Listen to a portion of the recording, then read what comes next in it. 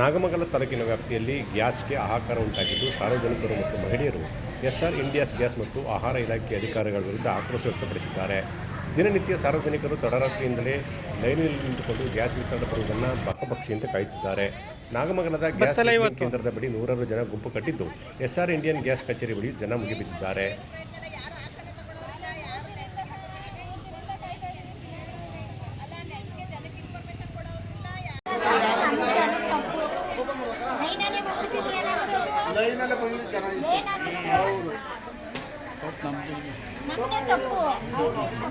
ಪ್ರತಿನಿತ್ಯ ಮಹಿಳೆಯರು gas agency ವಿರುದ್ಧ ಹಿಡಿಶಪ್ ಹಾಕುತ್ತಾ ಗ್ಯಾಸ್ ಬರುವಿಕೆಗಾಗಿ ಕಾದು ಕುಳಿತಿದ್ದಾರೆ.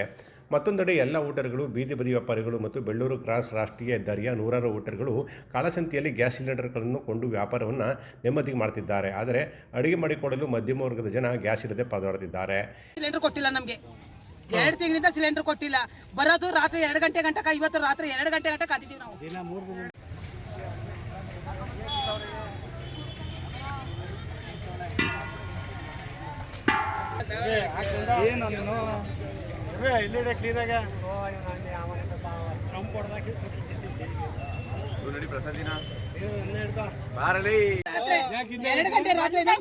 ಒಂದ್ ಗಂಟೆ ನಾವು ಬಂದಾಗ ಇವ್ರು 2 ಗಂಟೆ ಬಂದಾಗ ಅಷ್ಟೊತ್ತಿಂದ ಕಾಯ್ತಾ ಇದೀವಿ. ಸಿಲಿಂಡರ್ಗಳು ಕೊಟ್ಟಿಲ್ಲ, ಇಷ್ಟೊತ್ತಾದ್ರೂ ಊಟ ಮಾಡಿಲ್ಲ, ನಾಷ್ಟ ಮಾಡಿಲ್ಲ, ಇಲ್ಲೇ ಕೂತಿದೀವಿ. ಮಕ್ಳುಗಳು ಹಸ್ಕೊಂಡು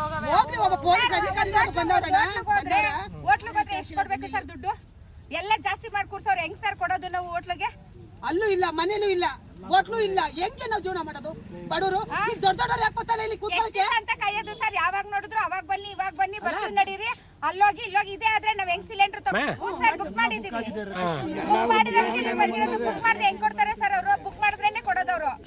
ಬುಕ್ ಮಾಡಿದೀವಿ ಸರ್, ಬುಕ್ ಮಾಡಿ 15 ದಿವಸ ಆಗೈತೆ, 8 ದಿವಸ ಆಗೈತೆ, 15 ದಿವಸ ಆಗೈತೆ, 2 ತಿಂಗಳಾಗೈತೆ, 1 ತಿಂಗಳಾಗೈತೆ. ಎಲ್ಲಿ ಕೊಡ್ತಾವ್ರೆ ಸರ್? ಎಸ್ಆರ್ ಗ್ಯಾಸ್ ಮಾಲೀಕರು ಮತ್ತು ಗ್ಯಾಸ್ ವಿತರಿಸುವ ವ್ಯಕ್ತಿಗಳು ಕಣ್ಣಿಗೆ ಕಾಣದಂತಾಗಿದ್ದಾರೆ. ಅಧಿಕಾರಿಗಳು ಮಾತ್ರ ಕಣ್ಣು ಮುಚ್ಚಿ ಕೂಡಿಕೊಂಡು ಮೊಬೈಲ್ ಸ್ವಿಚ್ ಆಫ್ ಮಾಡಿಕೊಂಡು ಮುಂದಾಗಿದ್ದಾರೆ. ಈ ಸಂಬಂಧ ತಾಲೂಕಿನ ವ್ಯಾಪ್ತಿಯಲ್ಲಿ ಸಮರ್ಪಕವಾಗಿ ಗ್ಯಾಸ್ ವಿತರಿಸುವಂತೆ ಮಹಿಳೆಯರು ಒತ್ತಾಯಿಸಿದ್ದಾರೆ. ಇದುವರೆಗೂ 1 ಸಿಲಿಂಡರ್ ಕೊಟ್ಟಿಲ್ಲ ನಮಗೆ. ನೀವು ಅರಿಲ್ದೆ ಇಷ್ಟೊಂದು ಸಮಸ್ಯೆ ಬರ್ತಿರ್ಲಿಲ್ಲ. ಪೇಟೆವಲೆ ರೋಡ್ಗೆ ಬಂದು 3 ತಿಂಗಳಾಗದೆ. ಪೇಟೆವಲೆ ರೋಡ್ಗೆ ಬಂದು 3 ತಿಂಗಳಾಗದೆ. ನಾನೇ ಗ್ಯಾಸ್ ತಗೊಂಡು 3 ತಿಂಗಳಾಗಿದೆ. ಇದುವರೆಗೂ 1 ಗ್ಯಾಸ್ ಕೊಟ್ಟಿಲ್ಲ. ಇವನ್ ಮಾತಾಡಿದ್ರೆ, ಇವನ್ ಕೇಳಿದ್ರೆ ಅವನ ಮೇಲೆ ಹೇಳ್ತಾನೆ, ಅವನ್ ಕೇಳಿದ್ರೆ ಇವನ್ ಮೇಲೆ ಹೇಳ್ತಾನೆ. ಗೋಡನ್ಗೆ ಮೊನ್ನೆ ದಿವಸ ಗೋಡನ್ಗೆ ಹೋಗಿದ್ದೀವಿ. ನಮ್ಮ ಮನೆಯವ್ರ ಕಾಲಾಗಲ್ಲ, ಪೇಷಂಟ್ ಗಾಡಿ ಹಿಂದೆನೆ ಬಂದಿದ್ದಾರೆ. ಗಾಡಿಯಿಂದ ಬಂದ್ರೆ ಅಲ್ಲಿ ಕೊಡ್ತೀನಿ, ಇಲ್ಲಿ ಕೊಡ್ತೀನಿ, ಇಲ್ಲಿ ಕೊಡ್ತೀನಿ ಅಂತ ಇಲ್ಲಿ ವಿತರಣೆ ಮಾಡಿದ್ರು. ಮಂಡ್ಯ ಜಿಲ್ಲಾ ಪೊಲೀಸ್ ಇಲಾಖೆ ವತಿಯಿಂದ ಮಂಡ್ಯ ಡಿಆರ್ ಜಿಲ್ಲಾ ಪೊಲೀಸ್ ಕವಾಯತು ಮೈದಾನದಲ್ಲಿ ಪೊಲೀಸ್ ಧ್ವಜ ದಿನಾಚರಣೆ ಕಾರ್ಯಕ್ರಮ ಯಶಸ್ವಿಯಾಗಿ ನಡೆಯಿತು. ನಿವೃತ್ತ ಆರಕ್ಷಕ ಉಪನಿರೀಕ್ಷಕರಾದ ದಾಸಪ್ಪ ಅವರು ಕಾರ್ಯಕ್ರಮದಲ್ಲಿ ಪಾಲ್ಗೊಂಡು ಮಾತನಾಡಿ, ಸಮಾಜದಲ್ಲಿ ಶಾಂತಿ, ಸುವ್ಯವಸ್ಥೆ, ಭದ್ರತೆಯನ್ನು ಕಾಪಾಡುವ ನಿಟ್ಟಿನಲ್ಲಿ ಪೊಲೀಸ್ ಇಲಾಖೆ ಕಾರ್ಯನಿರ್ವಹಿಸುತ್ತಿದೆ ಅಂತ ಪ್ರಶಂಸೆ ವ್ಯಕ್ತಪಡಿಸಿದರು. ಕುವೆಂಪುರವರ ನಾಡಗೀತೆಯ ಸಾಲಿನಲ್ಲಿ ಕರ್ನಾಟಕದ ಸರ್ವಜನಾಂಗ ತೋಟ ಅಂತ ಹೇಳಿದ್ದಾರೆ. ಅದರಂತೆ ಸರ್ವಜನಾಂಗ ತೋಟವನ್ನು ರಕ್ಷಣೆ ಮಾಡುವ ಕೆಲಸ ನಮ್ಮ ಪೊಲೀಸ್ ಇಲಾಖೆ ಮೇಲಿದೆ ಅಂತ ಹೇಳಿದರು. ಮಂಡ್ಯ ಜಿಲ್ಲೆಯು ರಾಜಕೀಯವಾಗಿ, ಆರ್ಥಿಕವಾಗಿ, ಸಾಮಾಜಿಕವಾಗಿ ಮುಂದುವರೆದಿದ್ದು ಜಿಲ್ಲೆಯ ಪ್ರವಾಸಿ ತಾಣವಾಗಿದೆ ಅಂತ ಹೇಳಿದರು. ಕರ್ನಾಟಕ ಪೊಲೀಸ್ ಅಧಿಕಾರಿಗಳು ಸೈಬರ್ ಅಪರಾಧ, ನೈಸರ್ಗಿಕ ವಿಪತ್ತು ಮತ್ತು ಕಾನೂನು ಸುವ್ಯವಸ್ಥೆಯನ್ನು ಕಾಪಾಡುವಲ್ಲಿ ಕರ್ನಾಟಕ ಪೊಲೀಸ್ ಮಾದರಿಯಾಗಿದ್ದು ಮಂಡ್ಯ ಜಿಲ್ಲೆಯು ಕೂಡ ಇದಕ್ಕೆ ಮಾದರಿಯಾಗಿದೆ ಅಂತ ಹೇಳಿದರು. ಮಂಡ್ಯದ ಸೊಬಗು ವಿಶಿಷ್ಟವಾಗಿದ್ದು ಜಿಲ್ಲೆಯನ್ನು ಸ್ವಚ್ಛ ನಗರಿಯನ್ನಾಗಿ ಮಾಡಲಾಗಿದೆ ಅಂತ ತಿಳಿಸಿದರು. ಜನರಿಗೆ ನ್ಯಾಯವನ್ನು ದೊರಕಿಸಿ ಈ ಮಂಡ್ಯ ಜಿಲ್ಲೆಯನ್ನು ಸ್ವಚ್ಛತೆಗೊಳಿಸಿರುವಂತಹ ಇಂದಿನ ಅಧಿಕಾರಿಗಳನ್ನು ನನ್ನ 39 ವರ್ಷದಲ್ಲಿ ಈ ಸಭೆಯಲ್ಲಿ ಎಲ್ಲನೂ ನೀವು ಏನೋ ರಿವರ್ಡಲ್ಲಿ ನಿಂತಿದ್ರಿ, ಬಿಸಿಲಿನಲ್ಲಿ ನಿಂತಿದ್ರಿ, ಹೇಳೋಕ್ಕಾಗಲ್ಲ. ಈ ಸ್ವಚ್ಛತೆ ನಿತೇಂದ್ರ ಸಾಹೇಬರು, ಇಲ್ಲಿ SP ಸಾಹೇಬರಾಗಿದ್ದರು, ಔರಾದ್ಕರ್ ಸಾಹೇಬರು ಆಗಿದ್ದಾಗ ಈ ಮಂಡ್ಯದಲ್ಲಿರುವಂಥ ಒಂದು ಕೆಟ್ಟ ಹೆಸರನ್ನು ಹೋಗಲಾಡಿಸಿ ಇವತ್ತು ಸ್ವಚ್ಛ ನಗರವನ್ನು ಮಾಡಿದರು. ನಾನು HR ಬೆಳಗಲಿ ಸಾಹೇಬರವರಿಗೆ ನಮಗೆ ನೇಮಕಾತಿಯಿಂದ ಹಿಡಿದು ಸುಮಾರು ಒಂದು 30-40 ಜನ SP ಸಾಹೇಬರ ಅಡಿಯಲ್ಲಿ ಕೆಲಸನ ನಾನು ಕರ್ತವ್ಯನ ಮಾಡಿರ್ತೇನೆ. ಅವರದೇ ಆದಂಥ ಒಂದು ಚಾಕಚಕ್ಯತೆಯಿಂದ ನಮ್ಮ ಮಂಡ್ಯ ಜಿಲ್ಲೆಯನ್ನು ಗೌರವವನ್ನು ಉಳಿಸಿ ಕಾನೂನು ಸುವ್ಯವಸ್ಥೆಯನ್ನು ಕಾಪಾಡಿ ನಮ್ಮ ಜನರ ಮಂಡ್ಯ ಜಿಲ್ಲೆಯ ಕಷ್ಟ ಸುಖಗಳಿಗೆ ಸ್ಪಂದಿಸಿ ಈ ಜಿಲ್ಲೆಯಲ್ಲಿ ಇರುವಂತಹ ಎಲ್ಲ ಪ್ರಗತಿಪರ ಸಂಘಟನೆಗಳು ಸಹ ಸಾಮಾನ್ಯ ಸಂಘಟನೆಯಲ್ಲ. ಇಲ್ಲೇ ಪುಟ್ಟಣ್ಣ ಸಾಹೇಬರು, ಜಿ ಮಾದೇಗೌಡರು ಆ ಕಾಲದಲ್ಲಿ ನೀವು ಏನಾದ್ರು ಇದ್ಬಿಟ್ಟಿದ್ರೆ ಈ ಪ್ರತಿಭಟನೆಗಳಲ್ಲಿ ಹಲವಾರು ಸಮಸ್ಯೆಗಳನ್ನು ಎದುರಿಸಿ ಪೊಲೀಸರು ಈ ಏನೋ ಒಂದು ಇದು ಕಾವೇರಿ ಚಳವಳಿ ನಡೀತು, ಆ ಚಳವಳಿಯಲ್ಲಿ ಲಾರಿಗಟ್ಟಲೆ ಚಪ್ಪಲಿ ಆಗುವು. ಆ ಪೊಲೀಸ್ ಹಗಲಿರೋದನ್ನ 5,000 10,000 ಜನನ ನೇಮಕಾತಿ ಒಂದು ಕಾನೂನು ಸುವ್ಯವಸ್ಥೆನ ಮತ್ತು KRS ಇಂದ ತಮಿಳುನಾಡಿಗೆ ನೀರು ಕೊಡುವಂಥ ವೇಳೆಯಲ್ಲಿ ಯಾವ ರೀತಿಯಲ್ಲಿ ಪೊಲೀಸ್ನವರು ಕಾನೂನು ಸುವ್ಯವಸ್ಥೆಯನ್ನು ಒಂದು ಹತೋಟಿಗೆ ತಂದು ನಮ್ಮ ಜಿಲ್ಲೆಗೆ ಹೆಸರನ್ನು ತಂದಿರೋದು ಅಂಥದ್ದು ನಾವು ನೋಡಿದ್ದೀವಿ. ನನ್ನ ಒಂದು ಜಿಲ್ಲಾ ಪೊಲೀಸ್ ಅಧೀಕ್ಷಕರಾದ ಡಾಕ್ಟರ್ ಶೋಭಾರಾಣಿ ಮಾತನಾಡಿ, ಏಪ್ರಿಲ್ 2ರಂದು ಕರ್ನಾಟಕ ಪೊಲೀಸ್ ಕಾಯ್ದೆ ಜಾರಿಗೆ ಬಂದ ಪ್ರಯುಕ್ತ ಪೊಲೀಸ್ ಇಲಾಖೆಯ ದ್ವಿಚಕ್ರವನ್ನು ನೀಡಲಾಗುತ್ತಿದ್ದು, ಪ್ರತಿ ವರ್ಷ ಏಪ್ರಿಲ್ 2ರಂದು ಪೊಲೀಸ್ ಧ್ವಜದಿನ ಮತ್ತು ಪೊಲೀಸ್ ಕಲ್ಯಾಣ ದಿನವನ್ನಾಗಿ ಆಚರಿಸಲಾಗುತ್ತಿದೆ ಅಂತ ಹೇಳಿದರು. ಪೊಲೀಸ್ ಇಲಾಖೆಯು ಪ್ರತಿನಿತ್ಯ ದೈಹಿಕ ಮಾನಸಿಕವಾಗಿ ಪರಿಶ್ರಮದಿಂದ ಕೆಲಸ ನಿರ್ವಹಿಸಿದ ಪೊಲೀಸ್ ಇಲಾಖೆ ನಿವೃತ್ತಿ ಹೊಂದಿದ ಎಲ್ಲ ದರ್ಜೆಯ ಪೊಲೀಸ್ ನೌಕರರು ಮತ್ತು ಅಧಿಕಾರಿಗಳು ಸೇವೆಯನ್ನು ಸ್ಮರಿಸಿ ಈ ದಿನವನ್ನು ಆಚರಿಸಲಾಗುತ್ತಿದೆ ಅಂತ ಹೇಳಿದರು. ಪೊಲೀಸ್ ಕಲ್ಯಾಣ ದಿನಾಚರಣೆಯನ್ನು ಸಹ ಒಟ್ಟುಗೂಡಿಸಿ ರಾಜ್ಯಾದ್ಯಂತ ಎಲ್ಲ ಜಿಲ್ಲೆಯಲ್ಲಿ ಕವಾಯತಿನೊಂದಿಗೆ ಕಾರ್ಯಕ್ರಮವನ್ನು ಏರ್ಪಡಿಸಲಾಗುತ್ತದೆ. ಇತರೆ ಇಲಾಖೆಗಳಿಂದ ಭಿನ್ನವಾದ ಪೊಲೀಸ್ ಇಲಾಖೆಯಲ್ಲಿ ಪ್ರತಿನಿತ್ಯ ಮಾನಸಿಕ ತುಮುಲ, ದೈಹಿಕ ತೊಂದರೆಯನ್ನು ಅನುಭವಿಸಿ ಅತ್ಯಂತ ಪರಿಶ್ರಮ ಸೇವೆ ಸಲ್ಲಿಸಿ ಇಲಾಖೆಯಿಂದ ನಿವೃತ್ತಿ ಹೊಂದಿದ್ದ ಎಲ್ಲ ದರ್ಜೆಯ ಪೊಲೀಸ್ ನೌಕರರು ಹಾಗೂ ಅಧಿಕಾರಿಗಳ ಸೇವೆಯನ್ನು ಸ್ಮರಿಸಿ ಈ ದಿನದಂದು ಅವರಿಗೆ ಗೌರವ ಸಲ್ಲಿಸಲಾಗುತ್ತಿದೆ. ಇಡೀ ತಮ್ಮ ಸೇವೆಯಲ್ಲಿ ವಿರಾಮವಿಲ್ಲದೆ ಎಲ್ಲ ರೀತಿಯ ನಿಂದನೆಗಳಿಗೆ ಒಳಗಾಗಿ ಅತ್ಯಂತ ಕ್ಲಿಷ್ಟಕರ ಪರಿಸ್ಥಿತಿಯನ್ನು ಅನುಭವಿಸಿ ಪೊಲೀಸ್ ಇಲಾಖೆಯ ನೌಕರರು ಹಾಗೂ ಅಧಿಕಾರಿಗಳು ತಮ್ಮ ಸೇವೆಯನ್ನು ಮುಗಿಸಿ ನಿವೃತ್ತರಾಗುತ್ತಾರೆ. ಪ್ರತಿ ವರ್ಷ ಏಪ್ರಿಲ್ 2ನೇ ದಿನಾಂಕದಂದು ಪೊಲೀಸ್ ಧ್ವಜ ದಿನಾಚರಣೆಯನ್ನು ಆಚರಿಸಿ ಈ ಸಂದರ್ಭದಲ್ಲಿ ಪೊಲೀಸ್ ಧ್ವಜವನ್ನು ಮಾರಾಟ ಮಾಡಿ ಅದರಿಂದ ಬಂದ ಹಣವನ್ನು ಒಂದು ನಿಧಿಯನ್ನು ಮಾಡಿ ಈ ನಿಧಿಯಿಂದ ನಿವೃತ್ತಿ ಹೊಂದಿರುವ ನೌಕರರಿಗೆ ವೈದ್ಯಕೀಯ ಸೌಲಭ್ಯವನ್ನು ಹಾಗೂ ಅಂತ್ಯ ಸಂಸ್ಕಾರಕ್ಕಾಗಿ ಧನ ಸಹಾಯವನ್ನು ಮಾಡಲಾಗುತ್ತಿರುತ್ತದೆ. ಈ ದಿನ ಧ್ವಜ ಮಾರಾಟದಿಂದ ಬರುವ ಮೊತ್ತದಲ್ಲಿ 50% ಮೊತ್ತವನ್ನು ಜಿಲ್ಲಾ ನಿವೃತ್ತ ಪೊಲೀಸ್ ಅಧಿಕಾರಿಗಳ ನಿಧಿ ಖಾತೆಗೆ ಮತ್ತು 50% ಮೊತ್ತವನ್ನು ಕೇಂದ್ರ ನಿವೃತ್ತ ಪೊಲೀಸ್ ಕಲ್ಯಾಣ ನಿಧಿಗೆ ಪಾವತಿಸಲಾಗುತ್ತದೆ. ಪ್ರತಿ ವರ್ಷದಂತೆ ಈ ವರ್ಷವೂ ಮಂಡ್ಯ ಜಿಲ್ಲೆಯಲ್ಲಿ ಪೊಲೀಸ್ ಧ್ವಜ ದಿನಾಚರಣೆಯನ್ನು ನಾವು ಈ ದಿನ ಆಚರಿಸುತ್ತಿದ್ದೇವೆ. ದಿನಾಂಕ 1/4/25ರಿಂದ 31/3/2026 ಅವಧಿಯಲ್ಲಿ 27 ಜನ ಪೊಲೀಸ್ ಅಧಿಕಾರಿ ಮತ್ತು ಸಿಬ್ಬಂದಿಯವರು ಅಂದರೆ DYSP 1, PSI 3, ASI 17, ARSI 3, CHC 1, ASC 1, sweeper 1 ಇವರುಗಳು ಸೇವೆಯಿಂದ ಸ್ವಇಚ್ಛೆ ಹಾಗೂ ವಯೋನಿವೃತ್ತಿ ಹೊಂದಿರುತ್ತಾರೆ. ಕಾರ್ಯಕ್ರಮದಲ್ಲಿ ಅಪರ ಪೊಲೀಸ್ ವರಿಷ್ಠಾಧಿಕಾರಿಗಳಾದ ತಿಮ್ಮಯ್ಯ ಮತ್ತು ಗಂಗಾಧರ ಸ್ವಾಮಿ ಸೇರಿದಂತೆ ಅನೇಕರು ಹಾಜರಿದ್ದರು. ಈ ಸಂದರ್ಭದಲ್ಲಿ ಪಥಸಂಚಲನ ಸೇರಿದಂತೆ ಅನೇಕ ಕಾರ್ಯಕ್ರಮಗಳು ಜರುಗಿದವು. ಪಾಂಡವಪುರ ತಾಲೂಕಿನ ಮೇಲುಕೋಟೆ ಹೋಬಳಿಯ ಮಹದೇಶ್ವರಪುರದಲ್ಲಿರುವ ಡಾಕ್ಟರ್ BR ಅಂಬೇಡ್ಕರ್ ಬಾಲಕಿಯರ ವಸತಿ ಶಾಲೆಗೆ JMFC ನ್ಯಾಯಾಲಯದ ಹಿರಿಯ ಸಿವಿಲ್ ನ್ಯಾಯಾಧೀಶರು ಮತ್ತು ತಾಲೂಕು ಕಾನೂನು ಸೇವೆಗಳ ಸಮಿತಿ ಅಧ್ಯಕ್ಷರಾದ ಮಹೇಶ್ ರವರು ದಿಢೀರ್ ಭೇಟಿ ನೀಡಿ ಪರಿಶೀಲನೆ ನಡೆಸಿದರು. ಈ ವೇಳೆ ಶಾಲೆಯ ಮಕ್ಕಳ ಸುರಕ್ಷತೆ, ಸ್ವಚ್ಛತೆ, ಊಟದ ವ್ಯವಸ್ಥೆ ಮತ್ತು ದಿನನಿತ್ಯದ ಉಪಯೋಗ ವಸ್ತುಗಳು ಹಾಗೂ ಹಾಜರಾತಿ ದಾಖಲೆಗಳನ್ನು ಸೂಕ್ಷ್ಮವಾಗಿ ಪರಿಶೀಲಿಸಿದರು. ಅನೇಕ ಗಂಭೀರ ಲೋಪಗಳನ್ನು ಪತ್ತೆ ಹಚ್ಚಿದರು. ಮಾರ್ಚ್ 21ರಿಂದ ಏಪ್ರಿಲ್ 1ರವರೆಗೆ ಸಿಬ್ಬಂದಿಗಳ ಹಾಜರಾತಿ ಸಹಿ ಇಲ್ಲದಿರುವುದು ಕಂಡುಬಂದ ಹಿನ್ನೆಲೆಯಲ್ಲಿ ವಾರ್ಡನ್ ಶ್ರುತಿ ಅವರನ್ನು ತರಾಟೆಗೆ ತೆಗೆದುಕೊಂಡರು.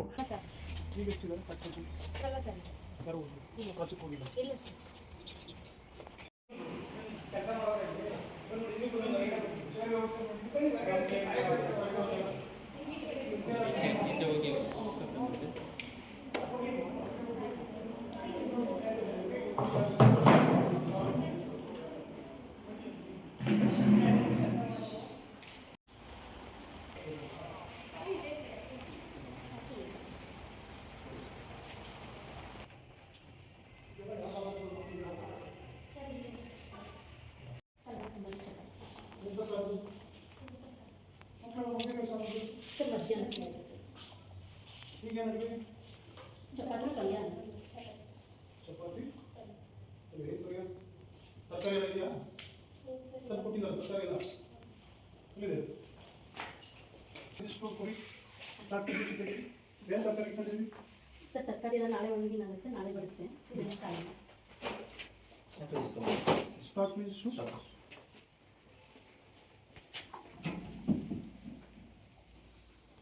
ಹುಳಿ ಕಾಳಿದೆ ತೊಗರಿ ಕಾಳಿದೆ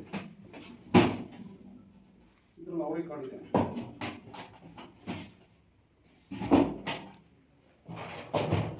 ಉದ್ದಿನ ಬೇಳೆ ಖಾಲಿ,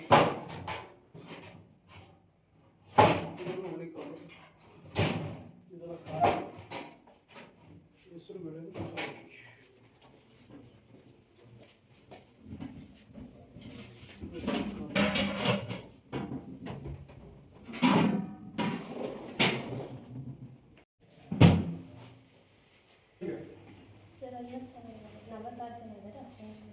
ಎಷ್ಟು ಕೊಡ್ತೀರಾ ಒಬ್ಬೊಬ್ಬರಿಗೆ?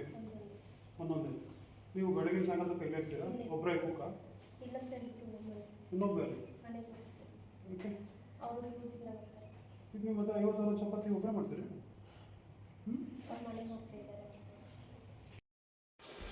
ಈ ಫೋನ್ ವರ್ಕಿಂಗ್ ಕಂಡೀಷನ್ ಇದೆಯಾ? ಇದೇನು ₹1 ಯಾಕೆ ಮಾಡಬೇಕಾ ಅಥವಾ ಸ್ಮಾರ್ಟ್ ಕಾರ್ಡ್ನ ಹಾಕ್ಬಿಟ್ಟು ಮಾಡಿದ್ವಿ ಸರ್. ಇವಾಗ ಮಕ್ಳಿಗೆ ಮನೆ ಬರ್ತಿರಲ್ಲ ಸರ್, ರೀಚಾರ್ಜ್ ಮಾಡ್ಕೊಂಡಿಲ್ಲ. ತಿಂಗಳಿಗೆ ₹50 ರೀಚಾರ್ಜ್ ಸರ್. ಯಾರು ಒಬ್ಬೊಬ್ಬ ಮಕ್ಕಳೇ ಮಾಡಬೇಕಾ? ಇಲ್ಲ ಗೌರ್ಮೆಂಟಿಂದ ಇಲ್ಲ ಇಲ್ಲ ಸರ್, ಮಕ್ಕಳದೇನೆ. ಇದಕ್ಕೆ ₹50 ರೀಚಾರ್ಜ್ 2 ನಂಬರ್ನೇ ಇನ್ಸ್ಟಾಲ್ ಮಾಡ್ತಾರೆ ಸರ್ ಅವ್ರ ಪೇರೆಂಟ್ಸ್. ಅದು 2 ನಂಬರಿಗೆ ಮಾತಾಡೋಕ್ಕೆ ಫೋನ್. ಅಡುಗೆ ಮನೆ ಪರಿಶೀಲನೆ ವೇಳೆ ಅಕ್ಕಿಯಲ್ಲಿ ಹುಳು ಮತ್ತು ಗಂಟು ಕಂಡುಬಂದಿದ್ದು ಮಕ್ಕಳಿಗೆ ಇಂತಹ ಆಹಾರ ನೀಡುತ್ತಿರುವುದಕ್ಕೆ ತೀವ್ರ ಅಸಮಾಧಾನ ವ್ಯಕ್ತಪಡಿಸಿದರು. ಉಗ್ರಾಣದಲ್ಲಿ ತರಕಾರಿ ಹಾಗೂ ಅಗತ್ಯ ಆಹಾರ ಪದಾರ್ಥಗಳ ಕೊರತೆ ಕಂಡುಬಂದಿದ್ದು, ವಾರ್ಡನ್ ನೀಡಿದ ಉತ್ತರ ಸಮರ್ಪಕವಾಗಿ ಇಲ್ಲದಿದ್ದ ಕಾರಣ ಸುಮಾರು 48ಕ್ಕೂ ಹೆಚ್ಚು ವಿದ್ಯಾರ್ಥಿನಿಯರು ವಸತಿ ಶಾಲೆಯಲ್ಲಿ ಇದ್ದರೂ ಸ್ನಾನದ ಬಟ್ಟೆ ಬದಲಿಸಲು ಪ್ರತ್ಯೇಕ ಕೊಠಡಿ ಇಲ್ಲದೆ ಪರದೆ ಮೂಲಕವೇ ವ್ಯವಸ್ಥೆ ಮಾಡಿರುವುದು ಮತ್ತು ಕಾಂಪೌಂಡ್ ಇಲ್ಲದೆ ಭದ್ರತೆ ಕೊರತೆ ಕಂಡುಬಂದಿದ್ದು ಆತಂಕ ಮೂಡಿಸಿತು. ಇವ್ರ ಮೇಲೆ ನಿಮಗೆ ಕಂಟ್ರೋಲ್ ತಪ್ಪಿದ್ದೀರಿ. ನೀವು ಏನು ಮಕ್ಕಳಿಗೆ ರಕ್ಷಣೆ ಕೊಡ್ತೀರಿ ಹೇಳಿ? ಯಾಕೆ ಸ್ಟಾಫಿಗೆ ಅವರು ಆರ್ಡ್ರ್ ಆಗಿದೆ ಅಂತಂದ್ರೆ ಎಲ್ಲರೂ ನಾವು ಆರ್ಡ್ರ್ ಇಲ್ವಲ್ಲ? ನಿಮ್ಮದು ನೀವು ಸೇಫ್ ಮಾಡ್ಕೊಂಡಲ್ಲ, ಆಯಿತು. ನಿಮ್ಮ ಬಗ್ಗೆ ನಾವೇನು ಹೇಳ್ತಾ ಇಲ್ಲ. ಇವ್ರು ಯಾಕೆ 9 ಜನ ಇಲ್ಲ, ಎಲ್ಲೋದ್ರು ಅಟೆಂಡೆನ್ಸ್ ಹಾಕಲ್ಲ? 21 ದಿವಸದಿಂದ ಯಾಕೆ ಹಾಕಿಲ್ಲ ಅವ್ರು? 21ನೇ ತಾರೀಕಿಂದ ಇವತ್ತಾಗಲೇ 1-4 ಅವರು ನೀವು ಸರಿಯಾಗಿ ಹ್ಯಾಂಡಲ್ ಮಾಡ್ತಾ ಇಲ್ಲ. ನಿಮ್ಮ ಜವಾಬ್ದಾರಿ ಇಲ್ಲ. ಅವ್ರು ನಿಮ್ಮ ಬುಡ್ಕೆ ಬರ್ತದೆ, ಅವ್ರು ಹ್ಯಾಂಡಲ್ ಮಾಡ್ತಾರೆ ಅಂದರೆ ನೀವು ಅವ್ರನ್ನ ಹ್ಯಾಂಡಲ್ ಮಾಡ್ತಾರೆ. ನೋಡಿ ಇದೆಲ್ಲ ಸರಿಪಡಿಸ್ಬೇಕು.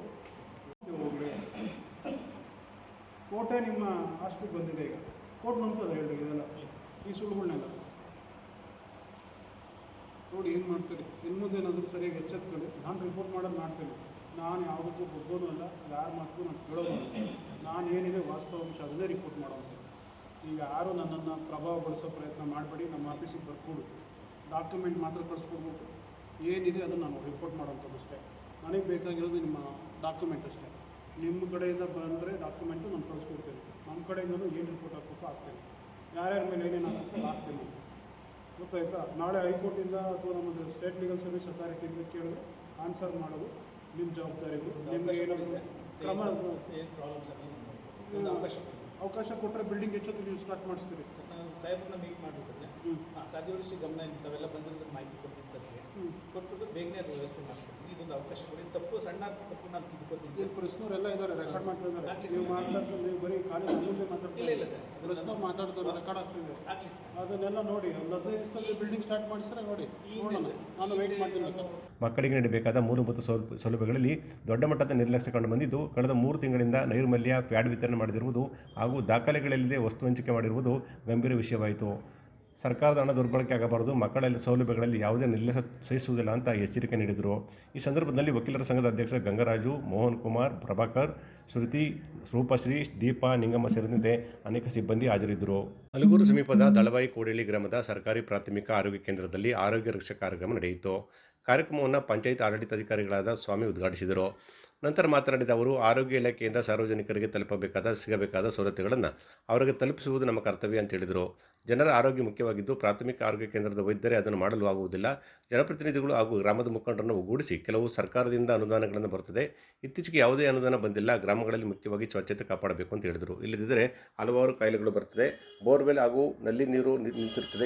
ಇದರ ಬಗ್ಗೆ ಗಮನಿಸಬೇಕು ಅಂತ ಅವರು ಹೇಳಿದರು. ಜನರಿಗೆ ತಲುಪುವಂತೆ ಮಾಡಬೇಕಂದ್ರೆ ಜನರ ಸಹಕಾರ ಜನಗಳೊಂದಿಗೆ ನಾವು ಮಾಡೋಕ್ಕೆ ಭಾಳ 100 ಕೋಟಿ 1000 ಕೋಟಿ ಸರ್ಕಾರ ಏನು ಖರ್ಚು ಮಾಡ್ತಾರೆ ಅದು ಜನರಿಗೆ ತಲುಪಬೇಕು. ಜನರ ಆರೋಗ್ಯ ಮುಖ್ಯ. ಜನ ಆರೋಗ್ಯ ಸಮಿತಿ ಅಂತಂದರೆ ಜನರಿಗೆ ಏನೆಲ್ಲ ಕಷ್ಟಗಳಿದೆ. ಈಗ ಡಾಕ್ಟ್ರುಗಳಿಗೆ ಗೊತ್ತಿರ್ತದೆ, ಬಟ್ ಡಾಕ್ಟ್ರುಗಳೊಬ್ಬರೇ ಅದು ಮಾಡೋಕ್ಕಾಗೋದಿಲ್ಲ. ಸಾರ್ವಜನಿಕರ ಸಪೋರ್ಟು ಕೂಡ ಬೇಕಾಗ್ತದೆ. ಕೆಲವು ಗ್ರಾಂಟ್ಗಳ ಅನುದಾನಗಳು ಈಗ ಈ ಅನುದಾನ ಬಂದೇ ಇಲ್ಲ ಅಂತ ಸೊ ಅನುದಾನ ಒಂದು ಕೊಡಿಸುವಲ್ಲಿ ಜನಪ್ರತಿನಿಧಿಗಳು ಮತ್ತು ಜನಗಳ ಸಹಕಾರ ಒಂದು ಭಾಳ ಮುಖ್ಯ ಆಗ್ತದೆ. ಅಧಿಕಾರಿಗಳ ವರ್ಗದ ಅವ್ರ ಮಟ್ಟದಲ್ಲಿ ಹೋರಾಡೋದು ಬೇರೆ.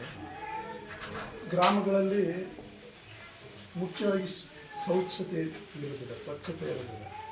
ಅದನ್ನು ಒಂದು ಸ್ವಲ್ಪ ಜನರಿಗೆ ಅವೇರ್ನೆಸ್ ಕ್ರಿಯೇಟ್ ಮಾಡಬೇಕು. ಇದರಿಂದಾಗಿ ನಾನಾ ಪ್ರಾಬ್ಲಮ್ ಬರ್ತದೆ. ಮೊನ್ನೆ ಪೇಪರ್ಗೆ ಒಂದು ನೋಡಿದೆ, ಒಂದು ಈ ಪಂಚಾಯತ್ ವ್ಯಾಪ್ತಿನಲ್ಲಿ ಒಂದು 16 ವರ್ಷದ ಹುಡುಗ ಮಾತಿರೋದನ್ನು ತಿಳ್ಕೊಂಡಿದ್ದೀನಿ. ತಳವೇಕೋಡಳ್ಳಿ ವೈಜ್ಞಾನಿಕರಾದ ಡಾಕ್ಟರ್ ಉದಯ್ ಮಾತನಾಡಿ ಸರ್ಕಾರದಿಂದ ಆರೋಗ್ಯ ಕೇಂದ್ರಕ್ಕೆ ಯಾವ ಸವಲತ್ತು ದೊರೆತಿದೆ ಎಂಬುದನ್ನು ವಿವರಿಸಿದರು. ಈ ಹಾಸ್ಪಿಟಲ್ ನಡೆಸಬೇಕು ಮತ್ತು ಇಲ್ಲಿಂದ ಏನೇನು ಬರುತ್ತೆ ಅದೆಲ್ಲ ಅವರಿಗೆಲ್ಲ ಮಾಹಿತಿ ಹೋಗಬೇಕು ಅನ್ನೋ ಒಂದು ಉದ್ದೇಶದಿಂದನೇ ನಮ್ಮ ಆರೋಗ್ಯ ಇಲಾಖೆಯಿಂದ ಜಾಸ್ತಿ ಮೀಟಿಂಗ್ ಮಾಡಬೇಕು ಅಂತ ಒಂದು ಕರಡು ಹೊರಡಿಸಿದ್ದಾರೆ. ಅದು ಪ್ರತಿ ತಿಂಗಳು ನಡಿಬೇಕು ಅಂತ ಇತ್ತು. ನಾವು ಸಮಯದ ಅಭಾವ ಮತ್ತು ಕಾರಣಾಂತರಗಳಿಂದ ಮತ್ತು ಆಡಳಿತ ಇದು ಪಂಚಾಯಿತಿ ಅಧ್ಯಕ್ಷರೆಲ್ಲ ಇದಾಗೋದ್ರಿಂದ ಸ್ವಲ್ಪ ತಡವಾಗಿ ಈಗ ಮಾಡ್ತಾ ಇದ್ದೀವಿ.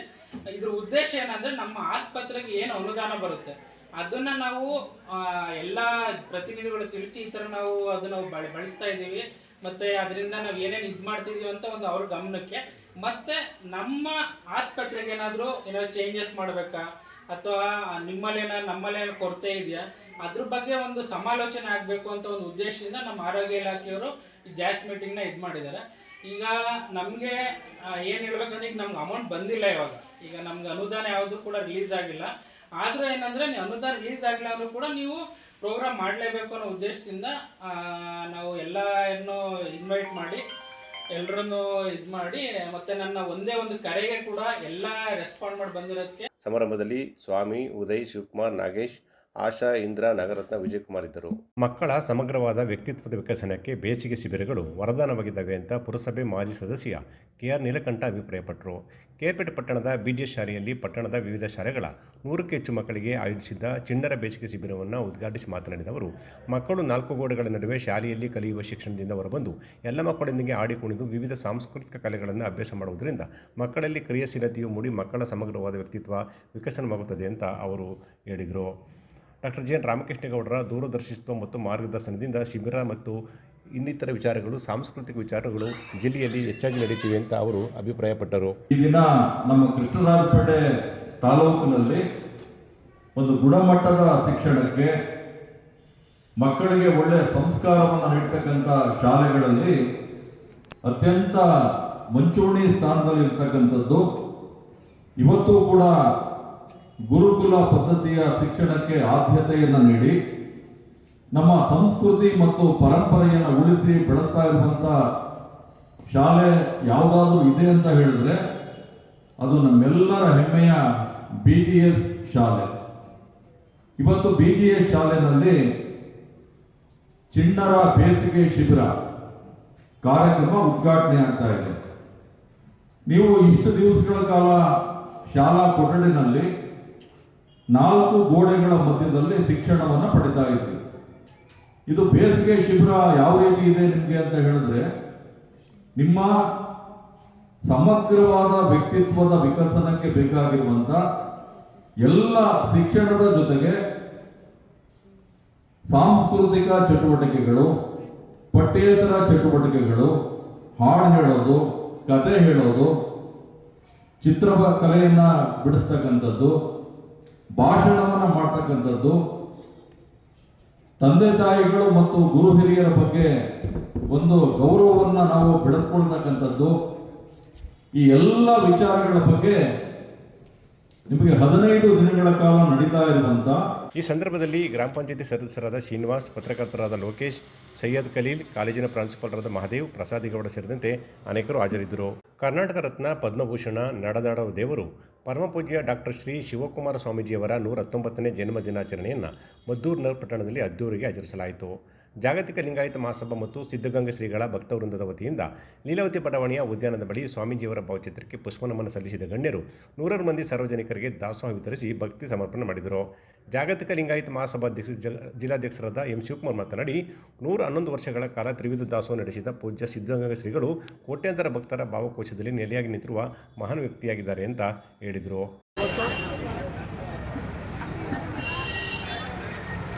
ನಮ್ಮ ಜಾಗತಿಕ ಲಿಂಗಾಯತ ಮಹಾಸಭಾ ಹಾಗೂ ಪರಮಪೂಜ್ಯ ಸಿದ್ಧಗಂಗಾ ಶ್ರೀಗಳ ಭಕ್ತವೃಂದದ ವತಿಯಿಂದ ಕರ್ನಾಟಕ ರತ್ನ ವೀರ ದಾಸೋಹ ಮೂರ್ತಿ ಪರಮಪೂಜ್ಯ ಡಾಕ್ಟರ್ ಶ್ರೀ ಶಿವಕುಮಾರ ಸ್ವಾಮೀಜಿಯವರ 119ನೇ ಜನ್ಮದಿನಾಚರಣೆಯನ್ನು ನಮ್ಮ ಜಾಗತಿಕ ಲಿಂಗಾಯತ ಮಹಾಸಭಾದ ಅಧ್ಯಕ್ಷರಾದಂತಹ ಶಿವಾನಂದನವರು ಮತ್ತು ಮಹೇಶ್ ರವರು ಮತ್ತು ಎಲ್ಲ ಮುಖಂಡರುಗಳು ಸೇರಿ ನಮ್ಮ ಜಾಗತಿಕ ಲಿಂಗಾಯತ ಮಹಾಸಭಾದ ಎಲ್ಲ ಮುಖಂಡರುಗಳು ಸೇರಿ ಇವತ್ತು ಬಹಳ ಅದ್ದೂರಿಯಾಗಿ ಪೂಜೆಯನ್ನು ನೆರವೇರಿಸಿ ಪರಮಪೂಜ್ಯರ ಹೆಸರಲ್ಲಿ ಪ್ರಸಾದವನ್ನು ಕೂಡ ಮದ್ದೂರು ತಾಲೂಕಿನಾದ್ಯಂತ ವಿತರಣೆ ಮಾಡ್ತಾ ಇರೋದು ಅತ್ಯಂತ ಸಂತೋಷಕರವಾದಂತಹ ಸಂಗತಿ.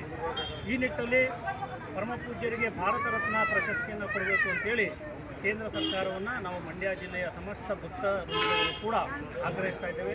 ಹಲವಾರು ವರ್ಷಗಳ ಕಾಲದಲ್ಲೂ ಕೂಡ ಪರಮಪೂಜ್ಯರಿಗೆ ಭಾರತ ರತ್ನ ಪ್ರಶಸ್ತಿ. ಜಾಗತಿಕ ಲಿಂಗಾಯತ ಮಹಾಸಭಾ ತಾಲೂಕು ಅಧ್ಯಕ್ಷ ಶಿವಾನಂದರವರು ದಾಸೋಹಕ್ಕೆ ಚಾಲನೆ ನೀಡಿ ಮಾತನಾಡಿ ಸತಾಯಿಸ ಶ್ರೀಗಳ ಆದರ್ಶಮಯ ಬದುಕು ಇಂದಿನ ಸಮಾಜಕ್ಕೆ ಮಾದರಿ ಅಂತ ಹೇಳಿದರು. ಈ ಸಂದರ್ಭದಲ್ಲಿ ಮೆಣಸಿಗೆರೆ ಶಿವಲಿಂಗಯ್ಯ, ಮಹೇಶ್, ತೇಜಸ್, ಬಸವರಾಜ್ ಸೇರಿದಂತೆ ಅನೇಕರು ಹಾಜರಿದ್ದರು. ಭಾರತನಗರದಲ್ಲಿ ಇರಾನ್ ಯುದ್ಧದ ಹಿನ್ನೆಲೆಯಲ್ಲಿ ಅಡುಗೆ ಸಿಲಿಂಡರ್ ಗ್ಯಾಸ್ ಪೂರೈಕೆಯಲ್ಲಿ ತುಂಬ ವ್ಯತ್ಯಯ ಉಂಟಾಗಿದೆ. ಮೆಳ್ಳಹಳ್ಳಿಯಲ್ಲಿ ಮುಂಜಾನೆ ಗ್ಯಾಸ್ ತೆಗೆದುಕೊಳ್ಳಲು ಪರದಾಡುತ್ತಿದ್ದಾರೆ. ಕೆಲವರಿಗೆ ಬುಕ್ ಮಾಡಿದರೂ ಕೂಡ OTP ಬಂದಿಲ್ಲ ಅಂತ ತಗದೆ ತೆಗೆಯುತ್ತಿದ್ದಾರೆ.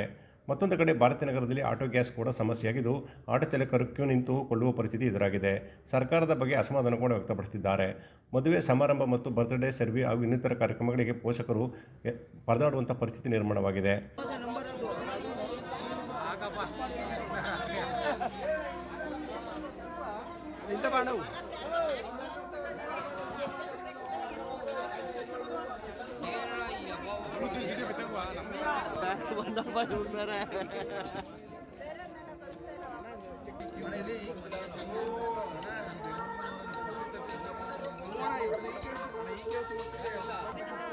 ಬಂತ 2 ನಿಮಿಷ ಬಂದ